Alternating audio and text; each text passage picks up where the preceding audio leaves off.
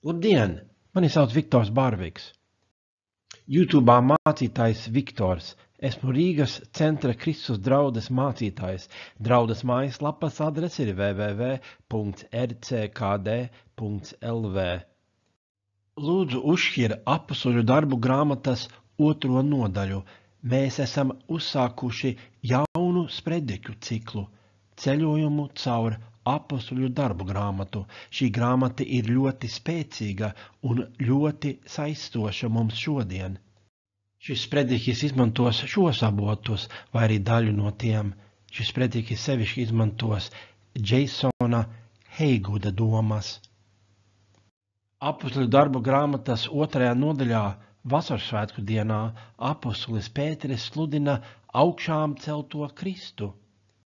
Apostoļu darbu grāmatas 2. nodaļas 36. pantā Pēteris saka: tad, lai viss Izraēla nams zina un nešaubās, ka Dievs viņu ir darījis par kungu un Kristu, šo pašu Jēzu, ko jūs esat situši krustā. 37. pantā rakstīts: šie vārdi sāpīgi ķēra viņu sirdis, un tie sacīja uz Pēteri un citiem apostoļiem: brāļi, ko lai mēs darām? 38.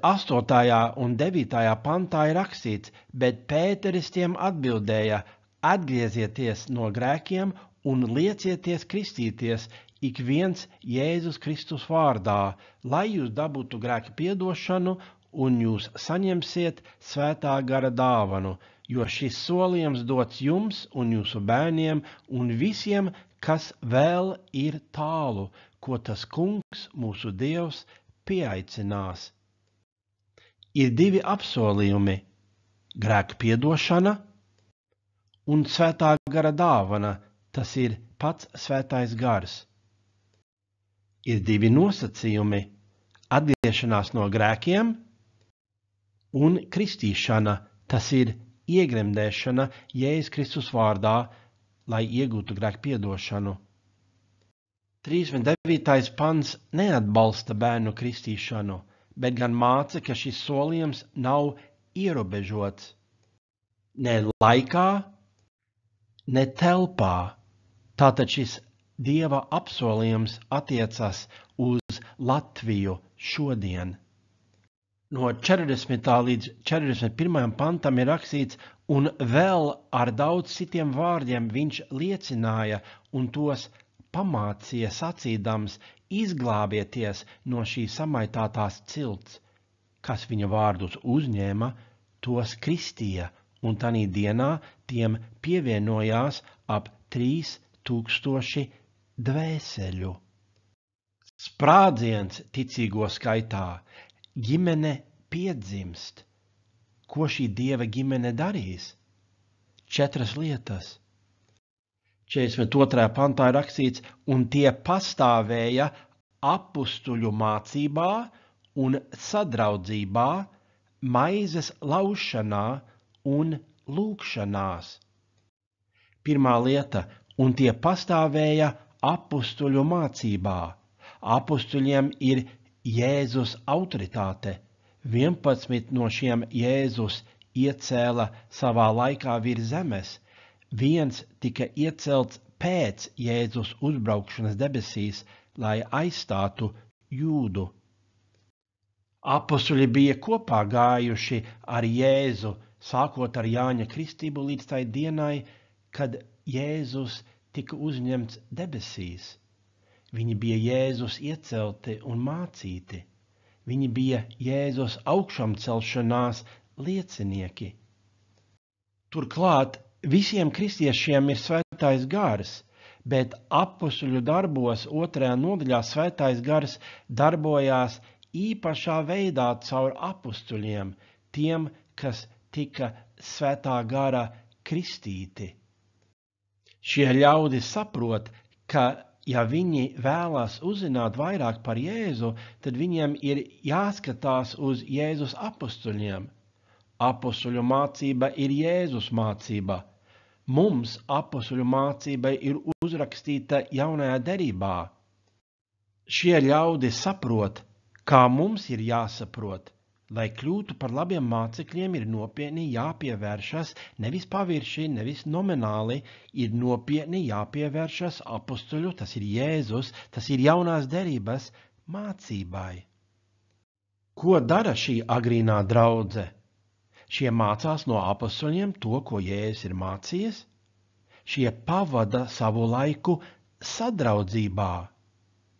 Sadraudzība, dalīšanās, tuvība. Šie pavada laiku kopā, šie dara lietas kopā. Tie, kas iemīl Jēzu, dabiski iemīl Jēzus cilvēkus, un tas izpaužas viņu dzīvēs ļoti praktiskos veidos. Kā tas praktiski izpaužas tavā dzīvē? Ja tu nemīli Dieva cilvēkus, tad tu nemīli Jēzu. Kristiešu sadraudzība ir skaista Dieva dāvana mums. Iedomājies, cik tev naudas ir bankā. Tagad pastumj to ciparu pa kreisi, pieliekot 4 nulles klāt pa labi, bet punktam pa kreisi. Iedomājies, ka visas tavas veselības kaites pazustu. Iedomājies ideālo māju tev un ģimenei. Kristiešu sadraudzība ir skaistāka dāvana tev no Dieva. Kristiešu sadraudzība ir skaista Dieva dāvana mums. Zums to ļauj mums baudīt tikai daļēji. Es ceru, ka tu piešķirsi laiku šo sadraudzību baudīt klātienē. Tu esi atbildīgs par to, kā tu novērtē šo Dieva dāvanu. Kādreiz lidoju uz Latviju no Kalifornijas. Es steidzos uz lidmašīnu kādā lidostā Eiropā. Es redzēju vecāku sievieti arī steidzoties. Es redzēju, ka viņai, kura bija mazliet aiz manis, uznāca histērija tad, kad citas sievietes bērni traucēja viņai ceļu. Es ceru, ka tāda nav mūsu attieksme pret sadraudzību ar brāļiem un māsām Kristū. Ja tev nepatīk būt kopā ar kristiešiem, vai tev patiks būt kopā ar Kristu? Attiecības ar citiem kristiešiem, ko tu spēj izveidot, jo tās netiek attīstītas automātiski, ir liela svētība, ko Dievs tev piedāvā, taču tas ir tavā kompetencē, vai tu vēlies tās attīstīt. Nu, kas būs, ja mēs pavadīsim visu laiku sadraudzībā svētsapulcē? Nu, neviens neaicina uz to, taču sadraudzība mūs sagatavo darbam, kas mums jādara. Dieva vārds arī sadraudzībā ar citiem kristiešiem mūs pārveido. Cilvēki meklē piederības sajūtu, mīlestību klubos, biedrībās, bāros. Dieva plāns ir, lai viņiem tas būtu ģimenē, draudzē. Alegorija par Dieva pasauli un sātana pasauli ir viens tas pats glauns galds abās pasaulēs, pilns ar gardiem ēdieniem, taču ir viens noteikums – tu nedrīksti sevi barot, tikai citus. Dieva pasaulē pie galda visi ir laimīgi, labi pabaroti. Sātana pasaulē pie galda visi ir kārni, vāji, jo netiek pabaroti. Tavs uzdevums ir mīlēt, iepriecināt un stiprināt citus. Dievs vēlās, lai tu to arī saņemtu. Jāgadās, ka draudzē nesaņemam no citiem tik daudz, cik dodam. Taču atcerēsimies, mums ir lielākas iespējas saņemt, ja sniedzam. Mēs noteikti saņemsim vairāk no Dieva, tagad būdami piepildīti ar Svēto garu, piepildīti ar gandarījuma sajūtu, ka pildam savu uzdevumu. Nebarojot citus, mēs rīkojamies pret savām interesēm, pat ja mēs uzskatām, ka brāļiem un māsām vajadzētu mīlēt mūs vairāk. 3. Maizes laušana. Varbūt kunga mielasts, varbūt kopā ēšana. Mums vajadzētu patikt ēst kopā. Ēriks un Inguna rāda teicamu piemēru, veicinot maizes laušanu, gatavojot ēdienu svētdienām. Vai Jēzus ēda kopā ar cilvēkiem? Jā, tik daudz, ka Mateja evangēlija 11. nodaļas 18. un 19. pantā Jēzus saka, jo Jānis atnāca, viņš ne ēda, ne dzēra, un tie saka, viņam ir ļauns gars. Cilvēka dēls atnāca, viņš ēd un dzer, un tie saka, redzi, kāds negausis un vīna dzērājs, muitnieku un grēcinieku draugs, un gudrība attaisnojās ar saviem darbiem. Agrīnie kristieši arī ēda kopā, jo vēlējās dalīties dzīvē. 4. Tie pastāvēja lūgšanās. Mēs runājam par lūgšanu, bet bieži tas ir par privātu lūgšanu. Protams, ir kooperatīvās lūgšanas svētdienās, trešdienās, bet agrīnie kristieši šajā nodaļā lūdz kopā dienu no dienas. Kāds pozitīvs iespējas tas būtu mūsu attiecībām, ja mēs lūgtu kopā vairāk, vai Dieva lūgšana kopā ar citiem kristiešiem pieder pie tavas ikdienas dzīves? Ja ne, tad pajautā sev, kādēļ blakus kristietis ir telefona attālumā no tevis. Un tie pastāvēja apustuļu mācībā un sadraudzībā, maizes laušanā un lūgšanās. 43. pantā ir rakstīts, visus pārņēma bailes un apustuļi darīja daudz brīnumu un zīmju. Visiem kristiešiem ir svētais gars, taču svētais gars ļāva apustuļiem darīt daudz brīnumu un zīmju. Šī valoda, brīnumi un zīmes, tika izmantota, lai aprakstītu Jēzus kalpošanu virs zemes. Tas ir, Jēzus caur saviem apustuļiem turpina darboties. Šis ir Kristus darbs, caur sūtīto svēto garu, caur apustuļiem, ko Jēzus izraudzīja. Jēzus apustuļi dara to pašu, ko Jēzus darīja. Tas sanikno tautas līderus. 44. un 5. pantā ir rakstīts, bet visi ticīgie turējās kopā, un viss tiem bija kopīgs. Viņi pārdeva savus īpašumus un rocību un izdalīja visiem, kā kuram vajadzēja. Šis nav komunisms. Neviens nespiež viņiem tā rīkoties. Viņi tā rīkojās pateicībā Dievam par visu uzdāvināto, redzot vajadzību atbalstīt kristiešus, kuri ir no ārzemēm, kuriem tagad vajag uzturēties Jeruzalemē ilgāk, lai uzzinātu Kristus mācību pirms atgriešanās mājās. Valdīja dāsnuma gars. Viņi redzēja vajadzību un rīkojās brīvprātīgi svētā gara ietekmē. Nepietiek, ka kristieši kopā, kristiešiem jārūpējas cits par citu. Apustuļu darbu grāmatas 2. nodaļas 46. pantā un 47. panta 1. daļā ir rakstīts, viņi mēdza ikdienas vienprātīgi sanākt templī, pa mājām tie lauza maizi un baudīja barību ar gavilēm un vientiesīgu sirdi, slavēdami Dievu, un viņi bija izredzēti visā tautā. Cik bieži? Ikdienas. Kur? Pa mājām un templī. Šie bija ebreji. Ebreji pielūdza Dievu templī. Vēl nebija draudžu ēkas. Pielūgšana ir agrīnās baznīcas dzīves ritms. Vai tas ir mūsu dzīves ritms? Šie ēd kopā, slavējot Dievu. Un viņi bija izredzēti visā tautā. Gadās, ka mums trūks konsekvences savā kristietībā. Gadās, ka esam liekuļi. Jūs, kristieši, esat liekuļi. Jā, tā gadās. Taču šiem šajā vietā, šajā laikā sakrita reputācija ar sludināto, un viņi bija izredzēti visā tautā, lai tā būtu ar mums vienmēr. Iedomājies, ka kāds uzdrošinās apmeklēt dievkalpojumu, un tad ne tikai dzird Dieva vārdu, bet to redz savu acu priekšā. Cik spēcīga liecība tā ir, un tas šeit notiek Apustuļu darbu grāmatas 2. nodaļā. Nekristieši dzird Dieva vārdu templī un citur, un redz acu priekšā to, ko tas nozīmē, ka mainās cilvēki, un daudzi no viņiem kļūst par kristiešiem.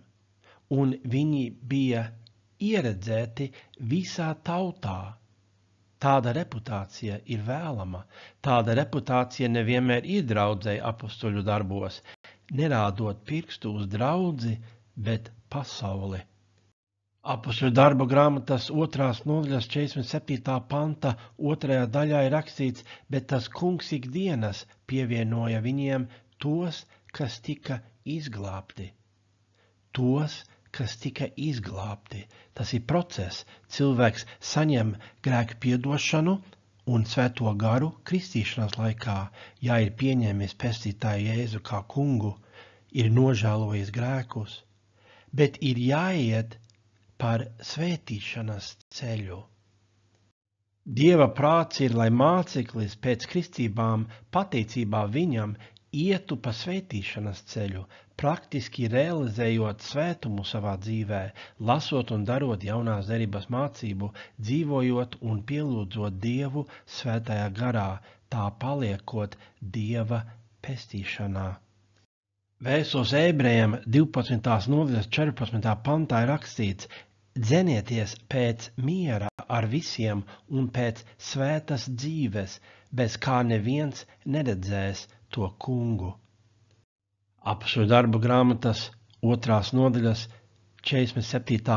panta 2. daļā ir rakstīts, bet tas kungs ikdienas pievienoja viņiem tos, kas tika izglābti. Kā lai panāk, ka draudze aug? Kuram pieder draudze? Kungam. Tā ir viņa miesa. Viņš dos augšanu. Kristus pievieno draudzei. Kas mums jādara? Mums jāuzticās viņam.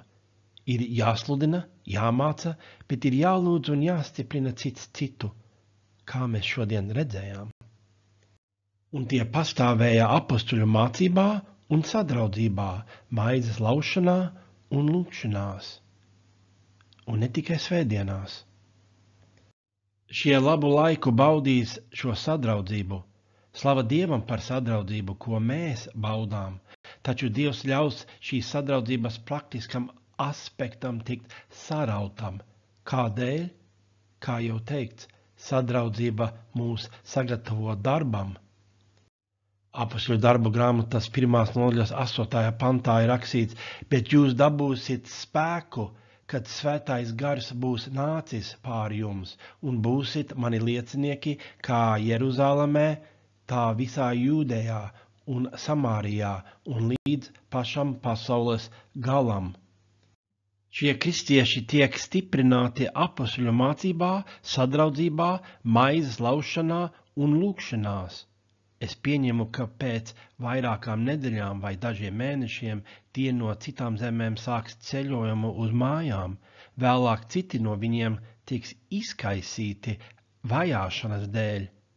Caur šo kristiešu sludināšanu evaņģēlijs izplatīsies.